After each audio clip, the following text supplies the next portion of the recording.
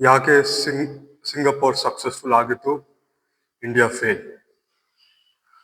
ನಮ್ಮೆಲ್ಲರಿಗೂ ಸಿಂಗಪುರ್ನ ಬಗ್ಗೆ ಗೊತ್ತು. ಭಾರತದ ಎಲ್ಲ ರಾಜ್ಯಗಳಿಂದ ಎಷ್ಟೊಂದು ಜನರು ಅಲ್ಲಿಗೆ ಹೋಗಿದ್ದಾರೆ. ಹೌದು, ಸಿಂಗಪುರ್ ಆ ಚಿಕ್ಕ ಪುಟಾಣಿ ದೇಶ, ಬೆಂಗಳೂರಿನಷ್ಟೇ ದೊಡ್ಡ ದೇಶ, ಭಾರತೀಯವರಿಗೆ ನಮ್ಮ 5ನೇ ಅತಿ ಜನಪ್ರಿಯ ಪ್ರವಾಸಲು ಸ್ಥಳ. ಫ್ಲೈಟ್ನಲ್ಲಿ ವಾಪಸ್ ಬರುವಾಗ ಪ್ರತಿಯೊಬ್ಬರಿಗೆ ಸಿಂಗಪುರ್ ಎಷ್ಟೋ ಚೆನ್ನಾಗಿತ್ತು ಅಂತ ನೆನಪುತ್ತಾರೆ. ಹಾಗೂ ಮನಸ್ಸಿನ ಆಳಗಳಲ್ಲಿ ಸಿಂಗಪುರ್ ಮತ್ತು ನಮ್ಮ ಭಾರತವನ್ನು ಹೋಲಿಕೆ ಮಾಡೋದನ್ನು ನಿಲ್ಲಿಸಲು ಅಸಾಧ್ಯವಾಗಿರುತ್ತದೆ.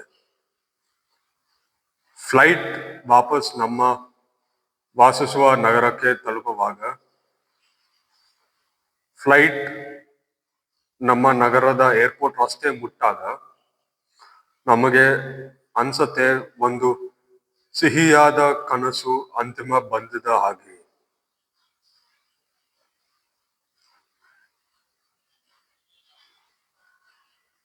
ಈಗ ಆ ಕನಸದಿಂದ ಎದ್ದು ನಮ್ಮ ಕಷ್ಟ ಬೇಸರುವ ಜೀವನ ನಡೆಯಬೇಕು. ಯಾಕೆ ನಮಗೆ ಸಿಂಗಪುರ್ ಮತ್ತು ಭಾರತದಲ್ಲಿ ಜೀವನಗಳ ಇಷ್ಟೊಂದು ವ್ಯತ್ಯಾಸ ಯಾಕೆ?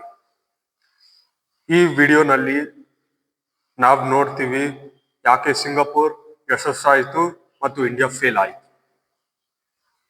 ಈಗ ಇಂಡಿಯಾ ಫೇಲ್ ಆಗಿದೆ ಅಂದು ಒಂದು ಬಹಳ ವಿಶೇಷ ಪದನನ್ನು ನಾನು ಉಪಯೋಗಿಸಿದ್ದೀನಿ.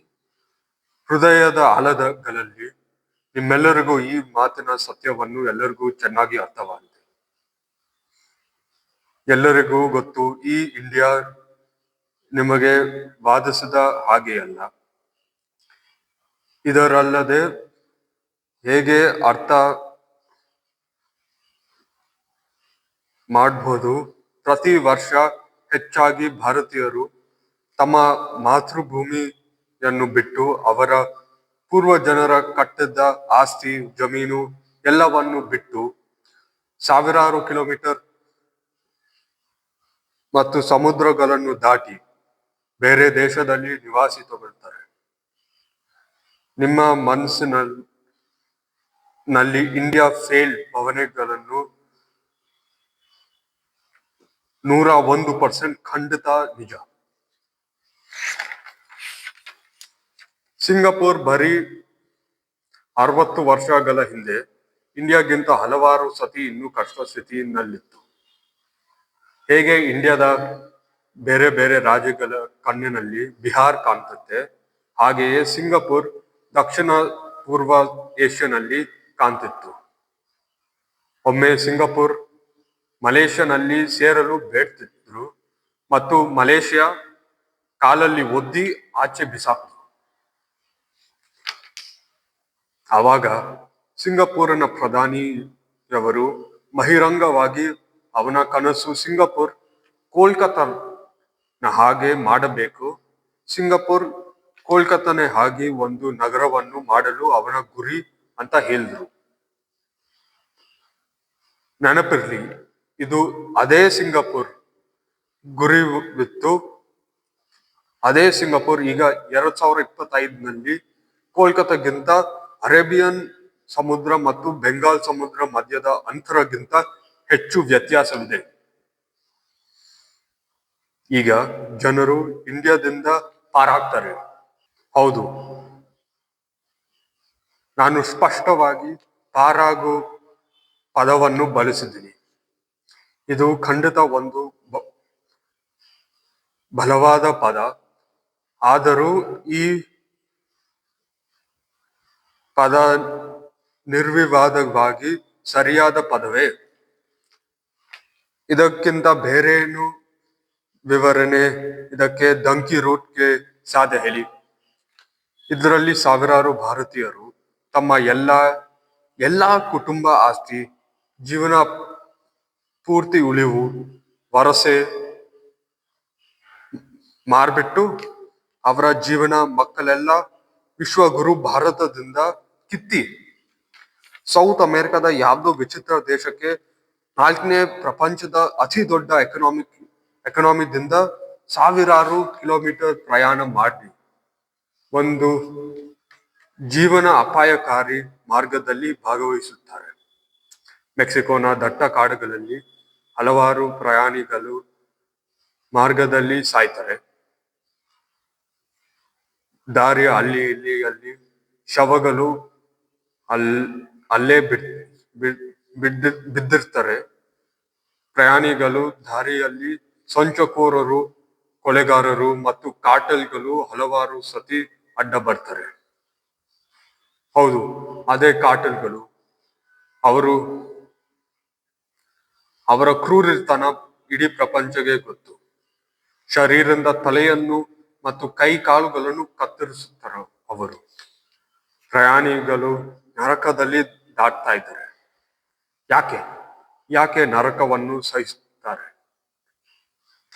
ಸಿಂಗಾಪುರನ ಹಾಗೆ ಡೆವಲಪ್ ಕಂಟ್ರಿಯಲ್ಲಿ ಒಂದು ಹೊಸ ಜೀವನ ನಡೆಸಬಹುದು. ಕೇವಲ 1% ಚಾನ್ಸ್ ಇದ್ರೂ ಇಂಡಿಯಾದಿಂದ ಪ್ರಾಣಿಗಳು ನರಕನಲ್ಲಿ ಹೋಗಲು ಹೋಗ್ತಾರೆ. 2014ನಲ್ಲಿ ಪವರ್ಗೆ ಬಂದಿರುವವರು ಗುಜರಾತ್ ಮಾಡೆಲ್ ಇಡೀ ಭಾರತದ ಬಾಕಿ ರಾಜ್ಯಗಳಿಗೆ ಹಾಗೆಯೇ ಮಾಡ್ತೀವಿ ವಾದದಲ್ಲಿ ಪವರ್ಗೆ ಬಂದರು. ಆದ್ರೆ ನಗುವ ಮಾತು ಏನಂದ್ರೆ ಗುಜರಾತ್ ದೇಶದಿಂದ ನಾಗರಿಕರು ದೇಶವನ್ನು ಬಿಟ್ಟು ಬೇರೆ ದೇಶಗಳ ನಾಗರಿಕತೆಯನ್ನು ತಗೊಳ್ಳುವ ರಾಜ್ಯಗಳಲ್ಲಿ ಹೆಚ್ಚಿನ ರ್ಯಾಂಕ್ ನಲ್ಲಿ ಒಂದು. ಈಗ ನಾವು ದೇಶವನ್ನು ಬಿಟ್ಟು ಬೇರೆ ಸಿಂಗಾಪುರಿನ ಹಾಗೆ ದೇಶದ ನಾಗರಿಕೆಯನ್ನು ಆಗುವವರ ಮೇಲೆ ಕೋಪ ತೋರಿಸಬಾರ್ದು. ಯಾಕಂದ್ರೆ ಇಂಡಿಯಾದ ಇಡೀ ಸಿಸ್ಟಮ್ ಹುಟ್ಟದ ಮಿಲ್ಲುಕುಟಿಗಳಿಂದ ಕಿತ್ತು ಹೋಗಿದೆ. ಏಕೆಂದ್ರೆ ಇಂಡಿಯನ್ ಪಾಲಿಟಿಕ್ಸ್ ನಲ್ಲಿ ಭ್ರಷ್ಟಾಚಾರಿ ಒಂದು ಚಿಕ್ಕ ಪಾಪ ಅಲ್ಲ, ಅದು ಇಡೀ ಸಿಸ್ಟಮಿನ ರಕ್ತ. ಹೇಗೆ ಶರೀರಿಗೆ ರಕ್ತ, ಹಾಗೆ ಇಂಡಿಯನ್ ಸಿಸ್ಟಮ್ಗೆ ಭ್ರಷ್ಟಾಚಾರಿ ಮತ್ತು ಸಾಮಾನ್ಯ ಜನರ ಮೇಲೆ ತೀವ್ರವಾಗಿ ಹೆಚ್ಚಾಗಿರುವ ಕಾನೂನು ಮತ್ತು ಕತ್ತನ ಹಿಡಿಯುವ ನೀತಿ ನಿರ್ಧಾರಗಳು. ಆದರೆ ಪವರ್ಫುಲ್ ಮತ್ತು ಶ್ರೀಮಂತರಿಗೆ ಇವೆಲ್ಲ ಜಾರಿಯಾಗಲಿಲ್ಲ. ಶ್ರೀಮಂತರು ಮತ್ತು ಪವರ್ಫುಲ್ ಕಾನೂನನ್ನ ತಿರುಗಿಸಬಹುದು. ಇದರಿಂದ ಈ ದುಷ್ಟ, ಕೆಟ್ಟ, ಅನ್ಯಾಯದ ಇಂಡಿಯನ್ ಸಿಸ್ಟಮ್ ಇನ್ನು ಬದುಕದು ಮಾತ್ರದಲ್ಲ, ಬಲಿಷ್ಠವಾಗಿದೆ. ಅದು ಖಂಡಿತ ನಮ್ಮೆಲ್ಲರಿಗೂ ಪುಣೆ ಪಾರ್ಶೆ ಕೇಸ್ ನೆನಪಿದೆ. ಅದರಲ್ಲಿ ಜಡ್ಜಸ್, ಪೊಲೀಸ್ ಮತ್ತು ಪೊಲಿಟಿಷಿಯನ್ಸ್ ಒಟ್ಟಾಗಿ ಆ ಶ್ರೀಮಂತನ ಮಗನನ್ನು ಸಜಾದಿಂದ ಸುರಕ್ಷಿಸಲು ಒಟ್ಟಾಗಿ ಬಂದಿದ್ದನ್ನು ನಮ್ಮೆಲ್ಲರಿಗೂ ಚೆನ್ನಾಗಿ ನೆನಪಿದೆ. ಜನರ ನ್ಯಾಯವಾದ ಆಕ್ರೋಶವಿಲ್ಲದೆ ಆ ಕೊಲೆಗಾರರ ಇವತ್ತು ದಂಡ ಬರುತ್ತಿರಲಿಲ್ಲ. ನೆನಪಿದ್ಯಾ? ಆ ಕೇಸ್ನಲ್ಲಿ ಅದರಲ್ಲಿ ಒಂದು ಹೈಕೋರ್ಟ್ ಜಡ್ಜ್ನ ಮೇಲೆ ಭ್ರಷ್ಟಾಚಾರಿ ಆರೋಪವಿತ್ತು. ಮನೆಯಲ್ಲಿ ಸುಟ್ಟಿರುವ ದೊಡ್ಡ ಹಣದ ಗುಡ್ಡಗಳು. ಮತ್ತೆ ನಾನು ಪಾಲಿಟಿಷಿಯನ್ಗಳ ಬಗ್ಗೆ ಮಾತಾಡಲು ಅವಶ್ಯಕತೆವಿದೆಯಾ?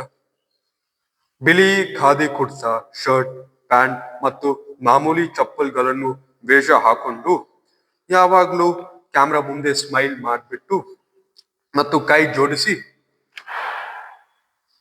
ಕತ್ತಿನ ಮೇಲೆ ದೊಡ್ಡ ಮಾಲದಿಂದ ಸುಗಂಧ. ಇದು ಆಗುವ ಅದೇ ಸಮಯದಲ್ಲಿ ಅವರ ಕೋಟ್ಯಾಂತರ ಬೆಲೆಯ ಮನೆಗಳ ಮುಂದೆ ಮನೆ ಇಲ್ಲದ ಬಡವರಿಗೆ ಪಾದ ರಸ್ತೆ ಮೇಲೆ ಬಿಟ್ಟಿರುವ ಆರೋಗ್ಯಕ್ಕೆ ಹಾನಿಕಾರ ತಿಂಡಿಗಳನ್ನು ತಿಂದು ಮಲ್ಕೊಳ್ತಾರೆ. ಇದು ನಿಜ, ಖಂಡಿತ ನಿಜ. ನಾನು ಬಿಹಾರ್ನಲ್ಲಿ ಕೆಲಸ ಮಾಡುವಾಗ ನನ್ನ ಸ್ವಂತ ಕಣ್ಣಲ್ಲಿ ನನ್ನ ಮುಂದೆನೆ ಈ ಕ್ರೂರಿ ಸ್ಥಿತಿಯನ್ನು ನಾನು ನೋಡಿದೆ. ಯೋಚನೆ ಮಾಡಬಹುದು. ಹೀಗಾಗಿ ದೇಶಾದ್ಯಂತ ಸಾವಿರಾರು ಕೇಸ್ಗಳು ಇರ್ಬೋದು. ಈಗ ಸಿಂಗಾಪುರ್ ಹೇಗೆ ಕಾನೂನು ಮತ್ತು ನ್ಯಾಯವನ್ನು ಜಾರಿಯಾಗುತ್ತದೆ ನೋಡಿ. ಅಲ್ಲಿ ಎಷ್ಟೇ ಪವರ್ಫುಲ್ ಮಂತ್ರಿಗಳು ಕಾನೂನಿನಿಂದ ಪಾರಾಗಲು ಅಸಾಧ್ಯ. ಸಿಂಗಾಪುರ್ನಲ್ಲಿ ಕಾನೂನಿನ ಕಣ್ಣಲ್ಲಿ ಯಾರು ವಿಶೇಷವಲ್ಲ, ಇಂಡಿಯಾ ತರ ಅಲ್ಲ. ಇಂಡಿಯಾದಲ್ಲಿ ಕೊಲೆಗಾರರು ಕೂಡ MLA ಆಗ್ತಾರೆ. ಸಿಂಗಾಪುರಿನ ಉತ್ತಮ ಸಿಸ್ಟಮ್ ನನ್ನು ವಿವರಿಸಲು ಮೈಕಲ್ ಫೇ ಕೇಸ್ ನೋಡೋಣ. ಮೈಕಲ್ ಒಬ್ಬ ಯುವಕ. ಅವನು ಬೇರೆಯವರ ಗಾಡಿಗಳ ಹಾನಿ ಮಾಡ್ತಿದ್ದ, ರೋಡ್ ಸೈನ್ಗಳನ್ನು ಕಳ್ತನ ಮಾಡ್ತಿದ್ದ. ಆದರೆ ಮುಖ್ಯದ ವಿಶೇಷವೆಂದರೆ ಅವನು ಕೃತ್ಯದ ಅತಿ ಮಹಾಶಕ್ತಿಶಾಲಿ ದೇಶದ ನಾಗರಿಕ. ಅಮೆರಿಕ ಭೂಮಿಯ ಅತಿ ಪವರ್ಫುಲ್ ದೇಶ ಎಲ್ಲರಿಗೂ ಗೊತ್ತಿತ್ತು, ನಮಗೆ ಗೊತ್ತಿತ್ತು. ಆ ಚಿಕ್ಕ ಪುಟಾಣಿ ಸಿಂಗಾಪುರ್ ಸರ್ಕಾರಕ್ಕೂ ಗೊತ್ತಿತ್ತು. ಆದರೆ ಅದು ಇಂಡಿಯಾ ಅಲ್ಲ. ನ್ಯಾಯ ತಿರುಗಿಸಬಹುದು, ಇಂಡಿಯಾ ತರ ಅಲ್ಲ ಅದು. ಸಿಂಗಾಪುರ್ ದಂಡ ಕೊಟ್ಟಿತು. 4 ಸತಿ ಕಡ್ಡಿದಿಂದ ಹೊಡೆಯೋದು. USA ಮಾತ್ರವಲ್ಲ, ಇಡೀ ಪ್ರಪಂಚ ಅತಿಕ್ರೋಶ ಬಂತು ಮತ್ತು ಸಿಂಗಾಪುರ್ ದಂಡ ಕೊಡಕೂಡ್ದು ಎಂದು ಸೂಚಿಸತ. ಆದರೂ ಸಿಂಗಾಪುರ್ ಬಗ್ಗಿಲ್ಲ. ಇದು ನಿಜವಾದ ತಾಕತ್, ನಿಜವಾದ ಶಕ್ತಿ. ವಿಶ್ವಗುರು ಅಂತ ಎಲ್ಲ ಕಡೆ ಟಮಟೆ ಹೊಡೆದ್ರೆ, ಅದು ಪೇಪರ್ಗಳ ಮೀಡಿಯಾನಲ್ಲಿ ಅನ್ಸ್ಕೊಂಡ್ರೆ ಅದು ನಿಜವಾದ ಶಕ್ತಿ ಅಲ್ಲ. ಟಮಟೆ ಬಾರಿಸಿದ್ರೆ ಏನು ಅದು ನಿಜವಾದ ಶಕ್ತಿ ಅಲ್ಲ. ಅದು ಸಿಂಗಾಪುರ್ ಮಾಡಿದ್ದು ನಿಜವಾದ ಗಂಡಸ್ತನ ಮತ್ತು ಧೈರ್ಯ ತೋರಿತು. ಇದನ್ನು ಬಹಳ ಘೋರವಾದ ಪಹಲ್ಗಾಮ್ ಅಟ್ಯಾಕ್ ನನ್ನು ಹೋಲಿಕೆ ಮಾಡಿ, ಒಂದು ದೇಶ ಕೂಡ ವಿಶ್ವಗುರು ನನ್ನು ಸಪೋರ್ಟ್ ಮಾಡೋದು ಬಂದೇ ಇಲ್ಲ. ಇದು ಈ ಕಾರಣದಿಂದ ಸಿಂಗಾಪುರ್ ಸಕ್ಸಸ್ಫುಲ್ ಆಯಿತು ಮತ್ತು ಯಾಕೆ ಇಂಡಿಯಾ ಫೇಲ್ ಆಯಿತು. ಅವರು ಒಂದು ಚೂರು ಕೂಡ ಇಂಡಿಯಾದ ಹಾಗೆ ದುಷ್ಟ ಪಾಲಿಟಿಷಿಯನ್ ಗಳನ್ನು ಒಪ್ಪಲ್ಲ. ಇದರಿಂದ ಸಿಂಗಾಪುರ್ ಸಕ್ಸಸ್ಫುಲ್ ಆಯಿತು. ಸಿಂಗಾಪುರ್ನ ಜನರು ನಮ್ ತರ ಕಾನೂನು ಪಾರಾಗುವ ಭ್ರಷ್ಟಾಚಾರಿ ರಾಜಕಾರಣಿಗಳು, ಲಂಚಗಾರರು, ಲಂಚ ಕೊಡುವವರು, ಕ್ರಿಮಿನಲ್ಗಳು ಅವರ ನಗರದಲ್ಲಿ ಒಂದು ಹೆಜ್ಜೆ ಇಡಲು ಕೂಡ ಬಿಡಲ್ಲ. ಅವರು ಯಾರು ಕಾನೂನಿನ ಮುಂದೆ ಕಾನೂನಿಂದ ಮೇಲೆ ಅಲ್ಲ. ನೋಡಿ, ಉಭಯ ದೇಶಗಳು ಪರಿಸ್ಥಿತಿ ಒಮ್ಮೆ ವ್ಯತ್ಯಾಸವಿರಲಿಲ್ಲ. ಇಂಡಿಯಾ ತರನೇ ಬೇರೆ ಬೇರೆ ಜನರು ಸಿಂಗಾಪುರ್ನಲ್ಲಿ ವಾಸ ಆಗ್ತಾರೆ. ತಮಿಳರು, ಚೈನೀಸರು, ಮಲೇಷಿಯನರು, ಯುರೋಪ್ದಿಂದವರು ಮತ್ತು ಭಾರತದ ಬೇರೆ ಬೇರೆ ರಾಜ್ಯಗಳಿಂದವರು, ಪಂಜಾಬ್ ತರ ಬೇರೆ ಬೇರೆಯವರಿದ್ರು. ಇಂಡಿಯಾ ತರನೇ ಬೇರೆ ಬೇರೆ ಧರ್ಮಗಳಿದ್ರು. ಕಾನ್ಫ್ಯೂಷಿಯಸ್ ಧರ್ಮ, ಅದು ಚೈನೀಸ್ಗಳ ಧರ್ಮ. ಇಸ್ಲಾಂ ಇತ್ತು, ಬೌದ್ಧ ಧರ್ಮ, ಹಿಂದೂ ಧರ್ಮ, ಕ್ರಿಶ್ಚಿಯನ್ ಧರ್ಮ. ಇಂಡಿಯಾ ತರನೇ ಬೇರೆ ಬೇರೆ ಭಾಷೆಗಳಿತ್ತು. ತಮಿಳ್ ಇತ್ತು, ಚೈನೀಸ್ ಇತ್ತು, ಮಲೇ ಇತ್ತು, ಆಂಗ್ಲ ಇತ್ತು. ಇದರೆಲ್ಲ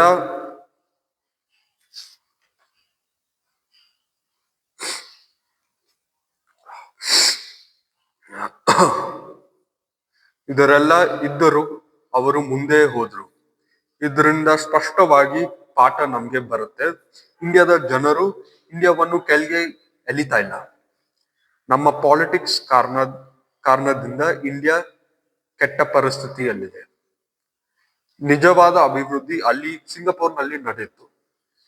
ಇಲ್ಲಿನ ಹಾಗೆ ಚುನಾವಣೆ ಮಾತಲ್ಲ. ನೆನಪಿರ್ಲಿ, ಸಿಂಗಾಪುರ್ನಲ್ಲಿ ಬೇರೆ ಬೇರೆ ಸಮಾಜಗಳಲ್ಲಿ ಒಮ್ಮೆ ಭೀಕರವಾದ ದಂಗೆಗಳು ಕೂಡ ನಡೀತಿತ್ತು. ಅವಾಗ ಸತ್ಯ ಏನಂದ್ರೆ, ಯಾವುದು ಒಂದು ಪಕ್ಷದ ಮೇಲೆ ಆರೋಪ ಹಾಕಕ್ಕಾಗಲ್ಲ. ಎಲ್ಲ ಪಕ್ಷಗಳು ಒಂದೇ. ಎಲ್ಲ ಪಕ್ಷಗಳಲ್ಲಿ ರಾಜಕಾರಣಿ ಪ್ರಾಣಿಗಳಿವೆ.